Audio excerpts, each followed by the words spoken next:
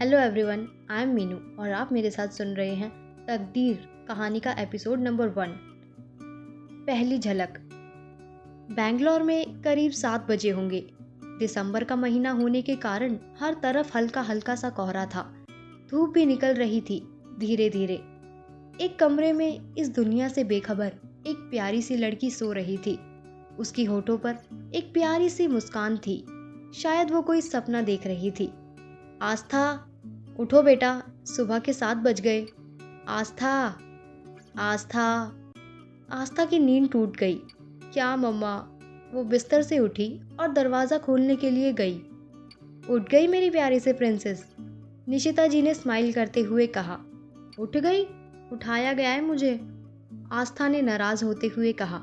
निशिता जी ने कहा, सॉरी बेटा, लेकिन शेखर जी तुम्हारा इंतज़ार कर रहे हैं। तुम तैयार होकर नीचे आओ। आस्था, ठीक है मम्मी, ये कहकर वो बाथरूम चली गई। आस्था, सिंघानिया परिवार की इकलौती बेटी और सबकी लाडली। आस्था को ये बात आज तक किसी ने नहीं बताई थी कि कई साल पहले निशिता जी और मिस्टर शेखर सिंघानिया ने मिलकर आस्था को गोद लिया था। आप यही सोच रहे होंगे ना, मिस्टर सिंघानिया और निशिता जी की अपनी कोई औलाद नहीं हुई होगी, इसलिए उन्होंने आस्था को गोद लिया। आपको बता दूं, आप गलत सोच रहे हैं। मिस्टर शेखर सिंघानिया और निशिता जी का एक बेटा है, अथर्व। अथर्व जब 6 साल का था तभी आस्था सिंघानिया परिवार में आई थी। पहले अथर्व आस्था से नफरत करता था, लेकिन जब समय गुजरने लगा, समय के साथ साथ अथर्व ने यह एक्सेप्ट कर लिया था कि जो भी हो, आस्था उसकी बहन है और वो उसका भाई। आस्था ने जब पहली बार अथर्व को भाई कहा था, उसे मानो दुनिया की सारी खुशियां मिल गई थी। और जब आस्था ने उसे पहली बार राखी बांधी थी, तभी उसने अपने आप से एक बड़ा भाई होने के नाते वादा किया था कि वो कभी आस्था को ये बात पता नहीं चलने देगा कि वो अडॉप्टेड है। आस्था से तो मिल लिए, लेकिन हमारा हीरो कहाँ है? चलो समीर से भी मिल ही लेते हैं। इंदौर सिटी से थोड़ा दूर एक आलीशान विला में एक लड़का पंचिंग बैग को बेइंतहा से मारे जा रहा था। ऐसा लग रहा था कि वो अपना सारा गुस्सा पंचिंग बैग पर निकाल रहा है। उसकी नीली आंखें गुस्से की वजह से लाल हो रही थी। उसकी मस्कुलर बॉडी और चेहरे से पसीना निकल रहा था, लेकिन वो उसमें भी बहुत अट्रैक्टिव लग रहा था। चेहरा बिल्कुल परफेक्ट और उसका ब्राउन हेयर ये बताने के लिए काफी था कि वो किसी शहजादे से कम नहीं। वो पंचिंग बैग को मारे जा रहा था, जिस कारण उसके चेहरे के साथ साथ उसके हाथ भी लाल हो गए थे, लेकिन उसे मानो कोई फर्क ही नहीं पड़ रहा है। वो पंचिंग बैग को मारे जा रहा था। इतने में रोहित दौड़ते दौड़ते वहां पर आया। मिस्टर राठौर, मिस शर्मा के बारे में पता चल गया है।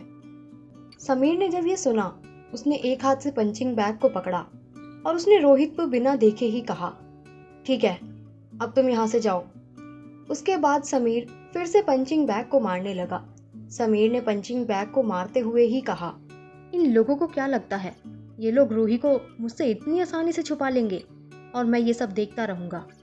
समीर सिंह राठौर इतनी आसानी से किसी को जाने दे, ये हो ही नहीं सकता। एक बार रूही मिल जाए, उसके बाद इन सब लोगों से गिन गिन कर बदला लूंगा।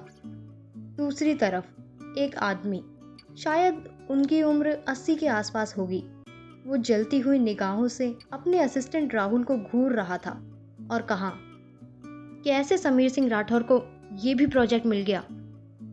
सर, ये प्रोजेक्ट हमें ही मिलने वाला था, लेकिन एड मोमेंट पर ये प्रोजेक्ट राठौर इंडस्ट्री को मिल गया। डरते हुए राहुल ने जवाब दिया, समीर यूं ही एशिया का टॉप बिजनेसमैन नहीं बना है। आप लोग जिस काम को आज तक नहीं कर सके, वो काम समीर कब का कर चुका है। और आपकी जानकारी के लिए बता दूं, समीर उस लड़की को खोजने के लिए अपना जी जान लगा रहा है। एक औरत ने रूम के बाहर से कहा, कौन है ये लोग? क्या कनेक्शन है रूही से इन लोगों का? कौन है रूही और समीर को क्यों तलाश है रूही की? समीर और आस्था की तकदीर में लिखा क्या है? क्या इन दोनों की तकदीर मिला पाएगी एक दूजे से? कहानी में आगे क्या होगा जानने के लिए सुनते रहिए कहानी के आने वाले एपिसोड्स। Thank you.